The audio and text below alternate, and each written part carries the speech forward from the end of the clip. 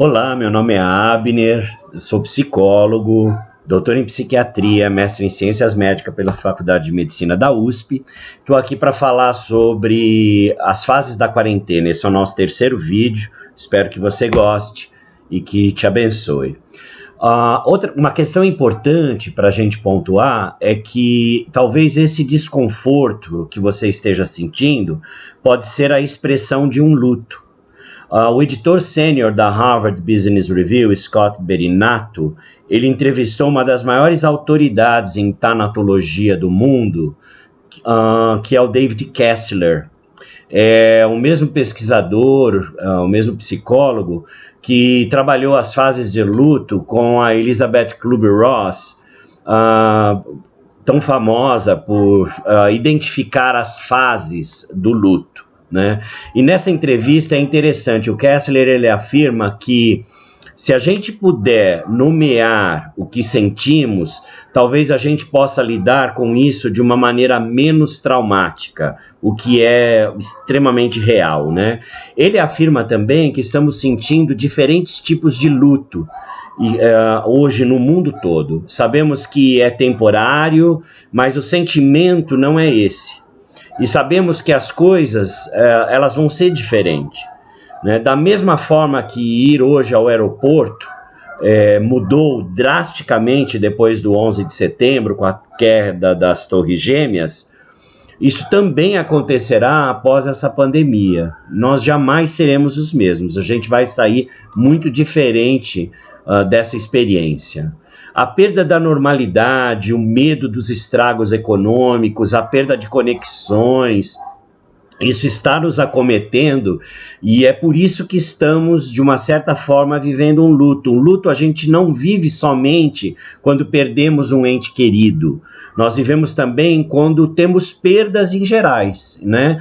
E nós não estamos acostumados a viver esse tipo de luto coletivo que paira em volta de nós. Parece que muitos de nós estamos sentindo um tipo de luto antecipado. O luto antecipado é esse sentimento que temos sobre o que de um futuro incerto, né? Normalmente esse sentimento se centra na morte. Sentimos isso quando alguém tem um diagnóstico extremo, ou quando temos pensamentos normais sobre a perda de algum familiar próximo, querido, por exemplo. Né? O luto antecipado também é vivenciado mais amplamente em relação ao futuro e aos futuros imaginados.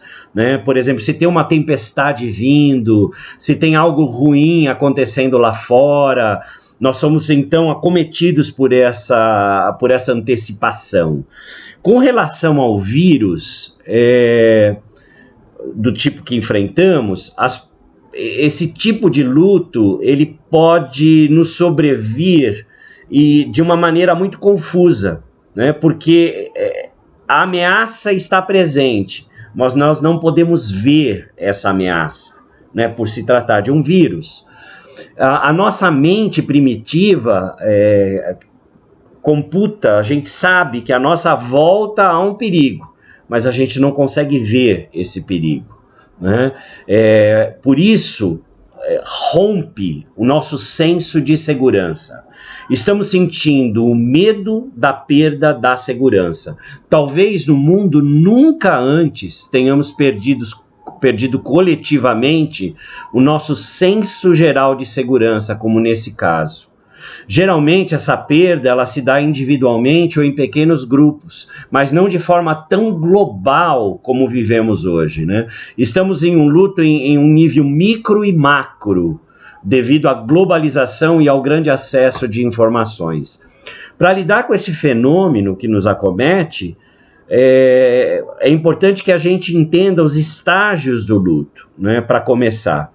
É mais importante saber e lembrar também que os estágios do luto não são lineares, né? E talvez eles nem aconteçam, às vezes também nem acontece numa ordem seguida, né? Ele não é um mapa, contudo ele permite uma plataforma para a gente acessar esse mundo desconhecido e misterioso, né? Que é o mundo da morte, o mundo da perda.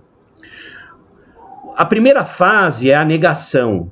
dizemos que é um estágio inicial, acontece bem no início, né? E a fala pode ser mais ou menos assim: esse vírus não vai nos afetar, eu estou imune a isso, coisas ruins não pegam em mim. O fato de negar a realidade nos permite amortecer o golpe e adiar um pouco a dor que essa situação nos traz. Embora pareça uma opção um pouco realista, tem a sua utilidade para o nosso organismo, já que ajuda muito para que a mudança brusca de humor não nos prejudique. A segunda fase é a raiva. E a fala é mais ou menos assim: vocês não estão fazendo nada, eu tenho que sair de casa, vocês estão tirando a minha liberdade, vocês estão me levando à falência, nós vamos morrer de fome. A raiva é o ressentimento que aparece nessa fase e ela é resultado da frustração de que não há muito o que fazer ou nada que possamos fazer para corrigir ou reverter a situação, né? É a percepção de que as coisas estão fora do nosso controle. E isso pode gerar uma tristeza e uma ansiedade em nós. Nessa fase, a crise, da crise, né, o que domina é o rompimento, é o choque de duas ideias: a de que a vida é desejável e de que a morte e a perda muitas vezes são inevitáveis. E junto com essa forte carga emocional, né, por essa questão, isso explode então em raiva, em rompantes de raiva, vamos dizer assim. Em terceira fase é a fase da barganha ou da negociação. E a fala é mais ou menos assim, tipo: ok, se estabelecermos um distanciamento social por 2 semanas, tudo vai melhorar, né? Se eu ficar em casa isolado, logo tudo isso vai passar, não é mesmo? De alguma forma, a gente cria uma fantasia de estarmos no controle da situação. Fantasiamos a ideia de reverter o processo e buscamos estratégias para tornar isso possível. Por exemplo, é comum as pessoas tentarem, nessa fase, negociar com o sagrado, com o sobrenatural, para fazer com que a morte ou a perda não aconteça, né? Em troca de uma mudança de estilo de vida, por exemplo. Né? Se isso acontecer, eu paro de fazer isso, eu paro de fazer aquilo, eu vou começar a fazer aquilo outro, enfim, né? É uma barganha aí com o sagrado, numa tentativa de mudar as coisas. A quarta fase é a tristeza ou a depressão. E a fala é mais ou menos assim: eu não sei quando isso vai terminar. Parece uma eternidade, estou totalmente confinado, sem nada que me desperte interesse, eu estou cercado pela tristeza, pela morte, pela angústia, o sentimento de angústia que acomete a pessoa. E na fase da tristeza, da depressão, a gente deixa de fantasiar as realidades paralelas e nos voltamos ao presente com uma profunda sensação de vazio, porque nos conscientizamos plenamente que muitas pessoas, trabalhos, atividades que fazíamos e que dava muita satisfação e prazer, já não poderemos fazer mais, ou pessoas que já não encontraremos mais. Aparece também uma forte tristeza que não pode ser aliviada nem mitigada mediante desculpas nem medidas mediante a nossa imaginação, por exemplo, que nos leva a entrar numa crise existencial ao considerarmos a irreversibilidade da morte e das perdas, vividas durante uma quarentena ou um isolamento.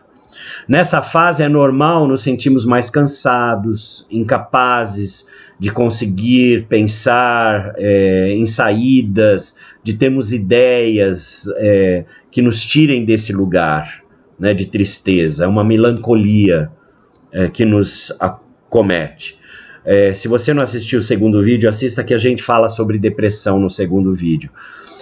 Em quinto, nós temos a aceitação ou a resolução. E a fala é mais ou menos assim: isso está acontecendo, tá? E eu descobri como lidar com isso. De fato é uma realidade e eu vou fazer a minha parte para tornar isso menos pior. Ou eu vou vivenciar isso e vou tentar tirar o melhor dessa situação. Eu não mudo essa situação, mas eu consigo mudar minha atitude diante da situação. Viktor Frankl, um psiquiatra vienense, ele fala de uma logo-atitude. Você tem uma atitude diante de situações que você não consegue alterar. Você não altera a situação, mas você altera a sua atitude diante dessa situação. Aí pode, por exemplo, entrar a fala, eu posso lavar as minhas mãos, eu posso manter uma distância segura, eu posso aprender a trabalhar virtualmente. Você vai começar a encontrar saídas para a sua vida do dia a dia. Geralmente, a última etapa desse processo na qual é a parte onde a gente consegue gerenciar o nosso dia, as nossas vidas, de uma maneira mais produtiva, então. É um momento em que se aceita a situação e aprendemos a continuar vivendo em um mundo diferente e aceitamos que esse sentimento de superação faz bem para a gente. Essa fase se dá porque o traço que a dor emocional do luto causa vai se extinguindo com o tempo. E é uma fase necessária para a gente se reorganizar ativamente e organizar as nossas próprias ideias e confortar os nossos esquemas mentais. Muitas vezes, quando estamos sentindo o luto, né, existe uma dor física e mesmo a mente ela acelera também. É definitivamente um quadro de ansiedade. Também você pode dar uma ouvida lá no segundo vídeo, onde eu falo sobre critérios de ansiedade. Nossa mente começa a nos mostrar imagens. Por exemplo, você vê o seu pai adoentado, a gente vê os piores cenários. Essa é a nossa mente sendo protetiva, né? O nosso objetivo aí não seria ignorar essas imagens ou tentar fazê-las ir embora. A sua mente não vai deixar, né, você fazer isso. E pode ser doloroso forçar isso. O seu objetivo tem que ser encontrar o equilíbrio nas coisas que você está pensando. Se você sente que a pior imagem está tomando forma, faça com que a sua mente pense numa melhor imagem. Todos nós ficamos doentes, né, e o mundo continua. Nem todo mundo que eu amo morre. Talvez ninguém morra, porque estamos todos tomando os passos certos. Nenhum cenário deve ser ignorado, mas nenhum deve dominar você também. O luto antecipado é a mente indo para o futuro e imaginando o pior. Para se acalmar, você deve voltar para o presente, né? O nosso próximo vídeo, a gente vai falar um pouco de algumas estratégias para a gente voltar para o aqui e agora e viver o aqui e agora. As precauções que estamos tomando, isso é importante falar, são certas. A história nos comprova isso. Isso se chama sobrevivência. Vamos sobreviver a este tempo. E é importante que neste tempo a gente se superproteja, mas a gente não superreaja às situações que nos acometem. Enfrentar a quarentena é um desafio para todos nós, mantendo então a nossa saúde emocional e o nosso equilíbrio.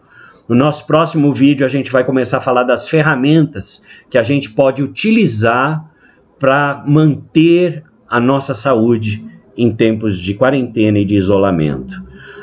Se você gostou do vídeo, não esquece de dar o seu like, colocar seus comentários e se inscrever no canal. Isso vai ajudar que esse vídeo possa, então, chegar a outras pessoas. Muito obrigado, prazer estar com você e Deus te abençoe. Obrigado.